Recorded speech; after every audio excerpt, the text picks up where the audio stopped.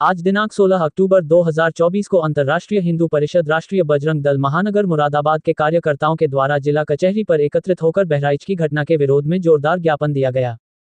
राष्ट्रीय बजरंग दल के प्रदेश अध्यक्ष रोहन सक्सेना ने जानकारी देते हुए बताया कि आज संपूर्ण विश्व के अंदर हिंदू समाज असुरक्षित महसूस कर रहा है। कभी बांग्लादेश के अंदर हिंदुओं को मारकर काटकर फेंका जा रहा है, तो कभी देखने में आया कि कन्हैया कुमार राजस्थान को गला रेत कर हत्या कर दी गई।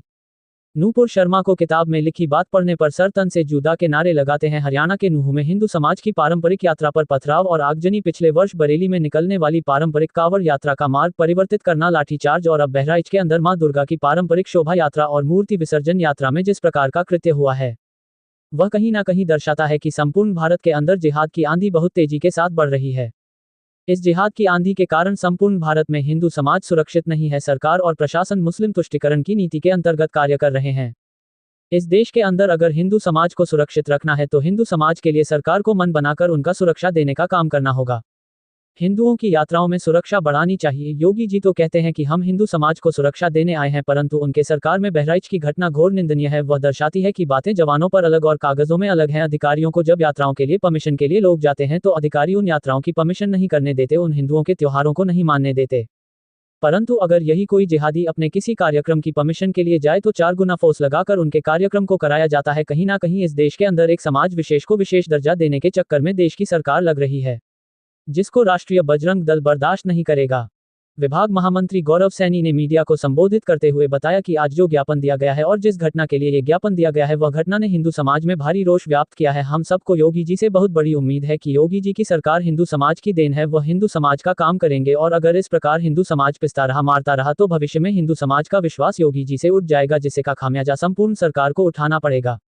अंतर्राष्ट्रीय हिंदू परिषद के महानगर अध्यक्ष सुरेश कुमार गुप्ता ने 4 सूत्रीय मांगों को लेकर एक ज्ञापन संगठन के समस्त अधिकारियों के संग दिया, जिसमें मांगे थे दोषियों को फांसी की सजा हो, हिंदू समाज की यात्रा पर भारी सुरक्षा बल दिया जाना चाहिए, मृतक परिवार को 50 लाख रुपए का मुआवजा व सरकारी नौकरी मिले और भारत का हाल भी बांग्लादेश जैसा ना हो, सरकारी इस पर चिंतन करें।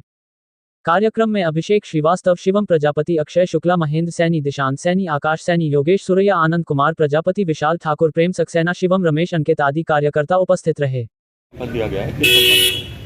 आज अंतर्राष्ट्रीय हिंदू परिषद राष्ट्रीय बजरंग दल मुरादाबाद के द्वारा माननीय जिलाधिकारी महोदय को एक ज्ञापन महामहिम राज्यपाल महोदय के लिए दिया गया है। हमारी मांग है कि जो बहराइच के अंदर घटना हुई है उसका हम घोर विरोध करते हैं। संपूर्ण भारत के अंदर ही नहीं, संपूर्ण विश्व के अंदर हिंदू समाज असुरक्षित है। कभी बांग्लादेश के अंदर हिंदुओं की निर्मम हत्या होती है, कभी इस देश के अंदर एक किताब को पढ़कर अगर कोई राष्ट्रीय प्रवक्ता कुछ बोलती है तो सर तन से जुदा के नारे लगते हैं।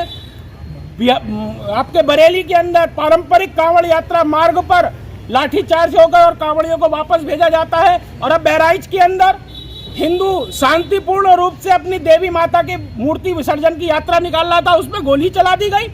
इस देश के अंदर अब हिंदुओं का रहना सुरक्षित नहीं है क्या? इस देश की सरकार हिंदुओं को सुरक्षा देने में नाकाम है क्या? अगर इस देश के अंदर हिंदू समाज सुरक्षित नहीं रहा तो भारत की संस्कृति, भारत की सभ्यता कोई भी सुरक्षित नहीं रह पाएगी।